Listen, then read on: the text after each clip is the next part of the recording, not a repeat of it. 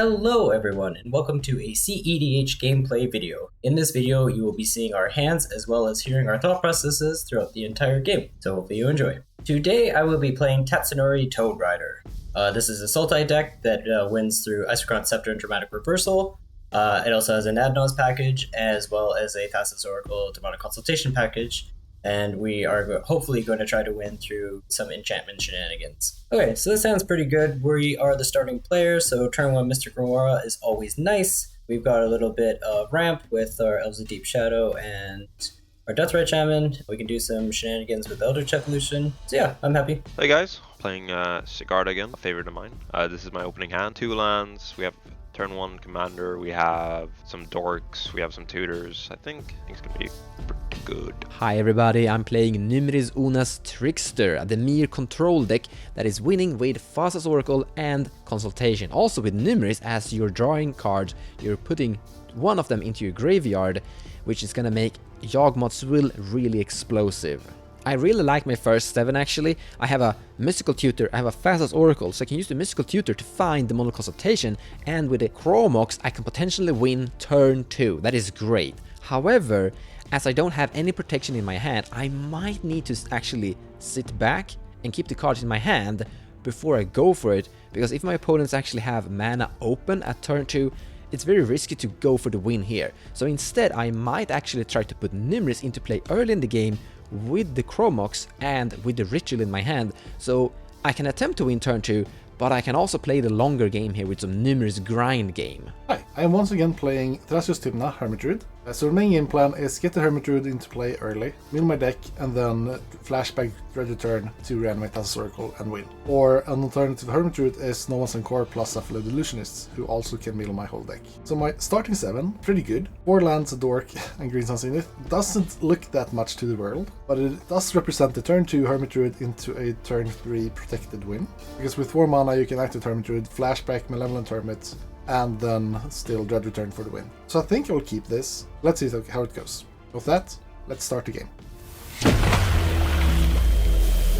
Okay, I will draw a card. Crack a Verdant Catacombs for a tropical island, and I'll play a Mystic Remora. And if that's good, then I will pass my turn. Alright, I'll go to my turn. I'll draw a card. Command Tower, I'll tap the Command Tower and I'll play a Finhorn Elves, and then I'll pass. I will draw a card, I will play an Exotic Orchard. So I don't need to actually cast my Chromox right now, because that is only going to give away a card draw to Jordan. I can cast it on my next turn, even though I'm trying to win on my next turn potentially, keeping a little bit secretively what I'm gonna do. So I'm just gonna pass a turn here with my mana ready to cast Mystical Tutor in Annie's end step, potentially going for the win, depending also on how the board state looks like. Take my turn. Land for turn will be a Tropical Island. Tap it for a Deathrite Shaman. So drawing the Thrasios Oracle there makes things a lot more interesting. It's kind of bad, but it's also really good, because Thrasios Oracle means I don't have to reanimate it, so that Red Return doesn't have to resolve. It kind of interrupts my plans a little bit,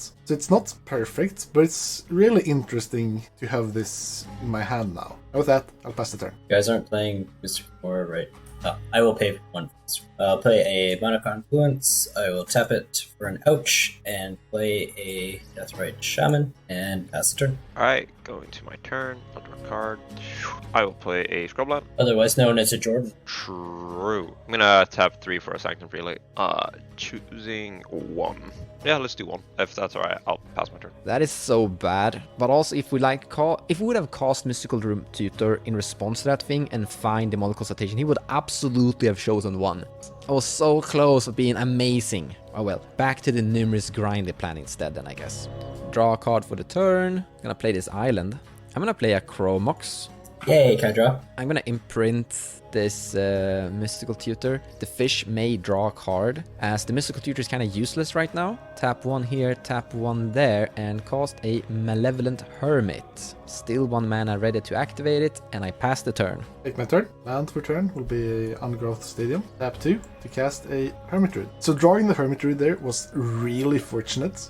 I've been having really interesting, kind of funny draws. Because the Malevolent Hermit would 100% have sacrificed itself to counter my Green Suns in it there. So So now we're in a pretty good spot, I think. I think they will have a hard time interacting with me if they don't draw removal, which is the biggest problem right now. So let's see how it turns out. With that, I'll pass my turn. Okay, so Hermit Druid is scary from Pontus, but because I have Deathrite Shaman, when he goes to activate it and target Thassa's Oracle, I can Deathrite it out of his graveyard, and he will be super sad, and I will be happy, and that's all that matters. So on my turn, on my upkeep, Fish is going to die. I will play a Nurse's Saga. I will play a Mana Crypt on green to cast it. It's a Deep Shadow. Pass the turn. I will go to my turn. I'll play a Mox Diamond. I'll pitch Emeria, Shattered Skyclave.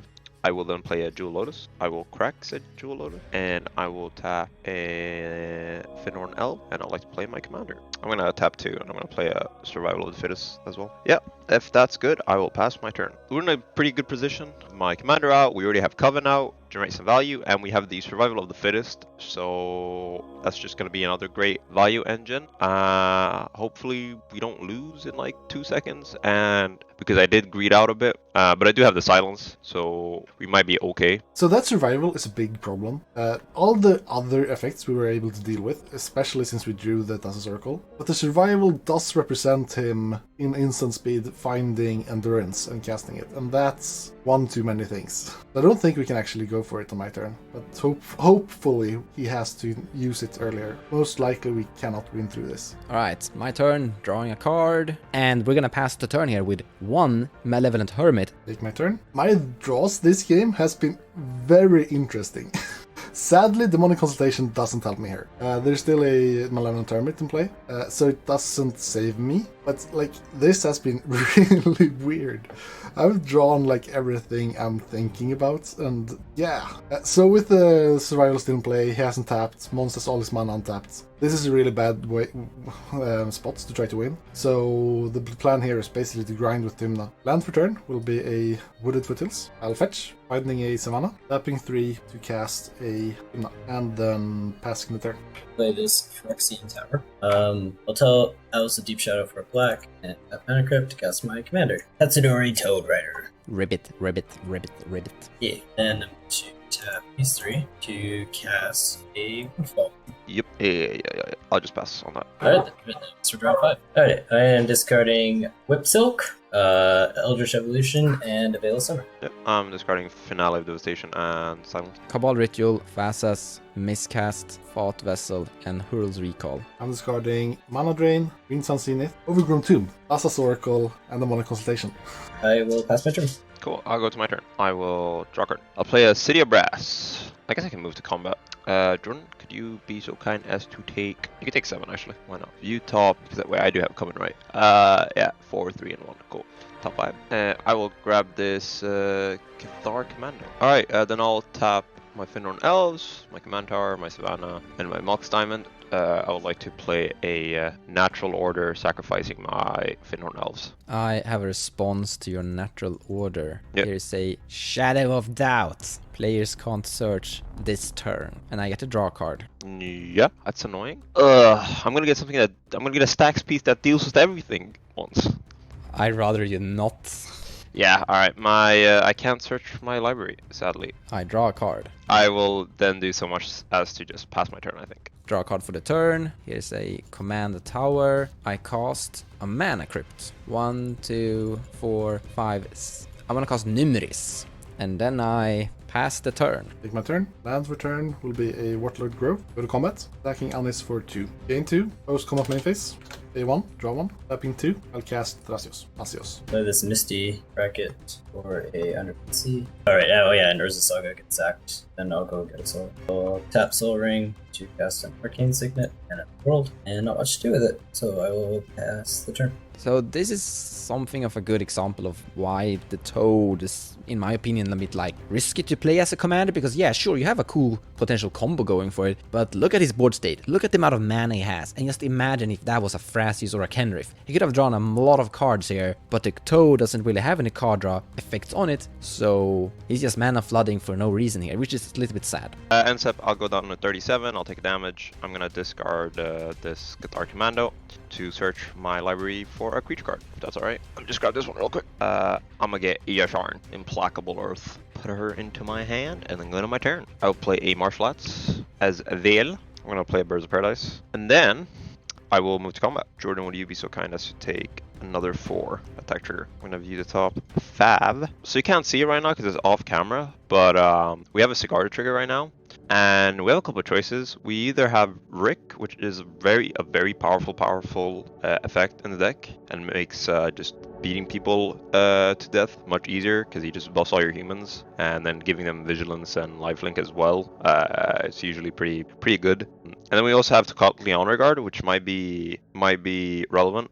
The Hushbringer effect would be very good against Pontus on board Hermit Druid. But we're gonna play Yasharn, so I don't really think we need that many levels of protection. And then just another really good one is Ranger Captain of Eos, which is just, you know, a silence effect on board. And then playing Ranger Captain and grabbing a Esper Sentinel, just sitting back and drawing cards is also a very powerful way to do it. But I think we're probably gonna be going for the Rick here, even though we don't have enough humans at the moment. I think just having Rick in our hand is going to lead to us being able to close out this game a bit quicker, which is always good for our, like, we can call him a stacks deck, I guess, which is just, yeah. I'm going to grab this Rick, Steadfast Leader. I'm going to then crack my Marsh Flats, taking a damage. I'm going to grab a land, play this Temple Garden, taking another 2. And then I'm going to tap 4, taking a damage off the City of Brass, and I'm going to attempt to play Yasharn. I'm going to tab a green and Sage you your survival. Yeah, my survival is gone. Sage you is a good card. I'll grab a forest and plains to my hand, and then with nothing else, I'd like to pass my turn. Draw a card for the turn. So this is the stage of the game where Nymris is actually kind of strong, because now we have a lot of mana untapped, we have Nymris in play, we have a lot of interaction in our hands, so we can sit and like dictate the game a little bit. But we're gonna do the very typical Nymris and pass the turn. Take my turn. Sadly, play a Marsh Flats for turn. I'll pass turn. In your end step, I'm gonna tap this one and this one. I'm gonna cast Snap on Sigarda, triggering Nymris to look at the top 2. And I am going to drop a Force of Despair into my graveyard and untap these 2 lands. Alright, on your end step as well, I'm going to tap Arcane Signet and exile a creature from Anas's graveyard to gain 2 life. I'll play this useless fetch land, and I will pass the turn. I'm going to play Plain. I'll tap 4, and I'll play my commander out. And then I'm moving to combat, and I'm hitting Jordan for 7, so that's okay. I have effects before blockers. I actually don't know if this play is very clever, but I'm gonna help you guys a little bit, but I think I want to do it anyway. So I'm gonna cast Repel. Return target non-land permanent to the owner's hand of CMC X. I am paying 4 mana into X, and I'm targeting Sigarda before blockers, so Sanctum Prelate can become a 2/2. So you can block it, Jordan. Triggering Nymris. Looking at the top 2, putting a dramatic reversal into the graveyard, and keeping this one in my hand. Repel is on the stack. Yeah, no response to that. I think Sigarda's going up again then. And I will draw a card from Repel. I will block Sanctum Prelate with Tatsunari, and I will block. Does Yasharn have trample? No, she's just 4/4. Wonderful. Okay, Elves of Deep Shadow will get in front of Yasharn. Cool. I'm going to respond to that by flashing in Solitude, exiling Eldamir's Call. Kill Tatsunari, I think, is blocking my Sanctum Prelate. Pay another 4, and I'll play my commander again. If that's alright, I'll pass my turn. Draw a card for the turn. I want to play a Drown Yard Temple as land drop, and I want to pass the turn. So in your end step, I'll tap that right to exile Anis Marsh Flats. Yep. And 3 more to activate Thrasios. I have a response to you activating Thrasios. I'm gonna be the really horrible guy. Notion Thief, black, blue, 2 mana here. A response from me. So I'm going to respond to Notion. Adnos? I'm still listening, I'm passing. Sadly, I actually don't have any response to the Adnos here.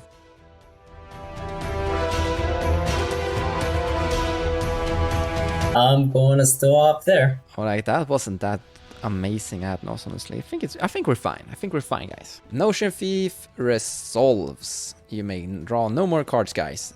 Jordan, please cast Peer into the Abyss. Thrasios resolves. Dry. Leave that on top. Put the scrub land into play. Oh, I wanted to draw a card. Yeah, that's your mistake. It's my turn. Land for turn will be a City of Brass. Notably, not the mana confluence, so it does work on the Yasharn. Tapping 2, casting a Draneth Magistrate. Go to combat. Jordan for 3. I gain 2, and I will not pay because of Notion Thief. But Pontus, you could, like, let me draw some interaction, right? That's fine. Last turn. Alright guys, this looks like the end. Sigarda hitting me too much, and my mana crypt hurting me too much, and my having a less than ideal Adnaz has put me at a point where I cannot win the game. So there's only thing left to do is pass and accept my fate. I will untap and move to my turn. I guess I'm playing this Urza Saga. I'll move to combat. I'll hit Jordan with Sigarda, and then I'm gonna start working on everyone else. Mons.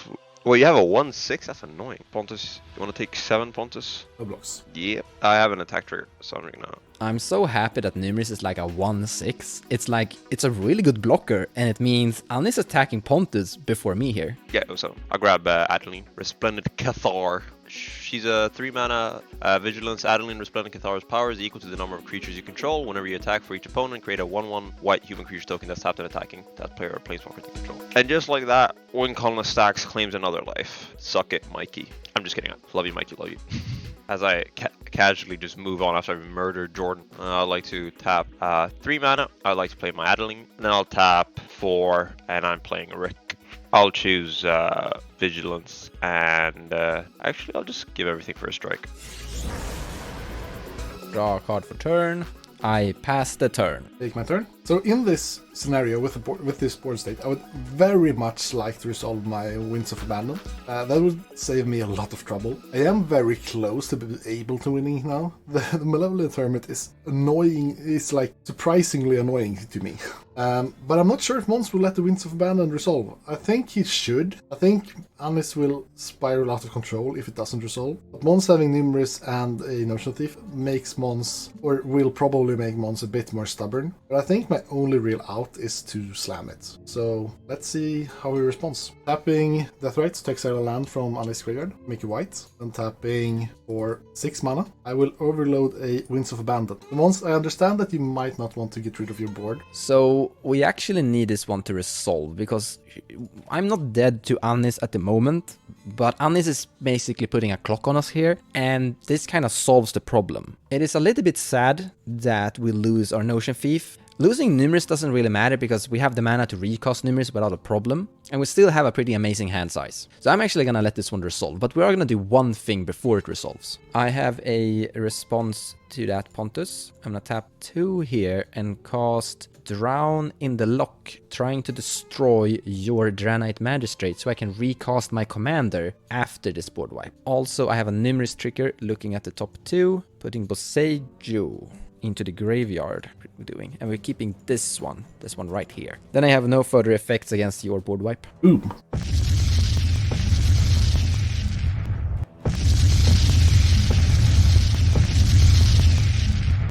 Rethinking for a second, I'm actually keeping Boseiju in my hand as I'm gaining a lot of lands from this board wipe. Then I will crack my Marsh Flats, finding a Underground Sea. Going to combat. Unleash for 2, Mons for 1. I take 1. I gain 2, post combat main phase, Tymna trigger, pay 2, draw 2. Land for turn will be a Gemstone Caverns.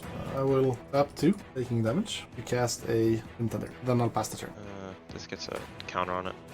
Now I'll play Forest. Tapping 6, I'm going to play Sigarda. Tap another 1, play House's Pilgrim. And I'm going to tap 2, and I'm going to play a Grand Abolisher. And then I'll pass my turn. Draw a card for my turn. I'm going to put this Boseiju into play tapped. Tap for 1 blue and cast a Mystic Remora. 1, 2, 3, 4, 5, 6, 7. Recasting my commander Nymris and passing the turn here. Take my turn. Chalking in the Water Grave, land for turn. Exile my Marsh Flats for a green. No, a blue. Tap Underground Stadium for a green. Casting Neoform, sacking Deathrite Shaman.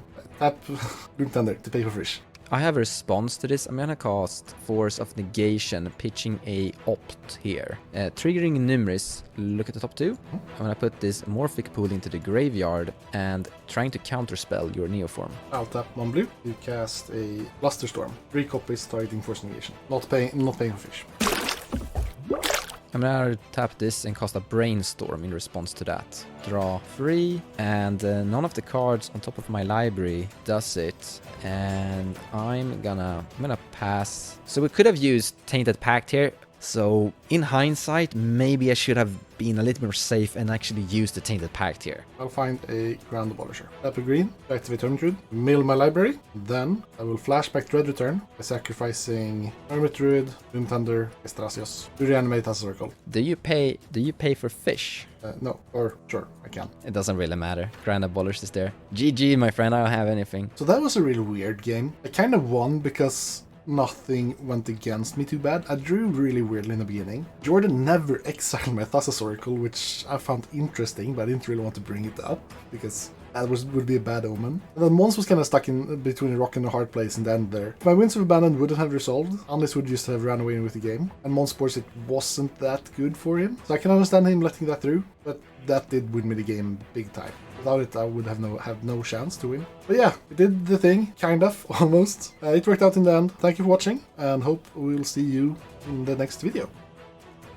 It was a good game. Unfortunately, we weren't able to showcase the deck as much as I wanted to, but that's the way it goes. On board wipe, and then you're blown out. That's sort of the problem with board state dependent stacks, I guess. Could have had a turn 2 win, but Anis really had a key card for the moment, and he chose the perfect number.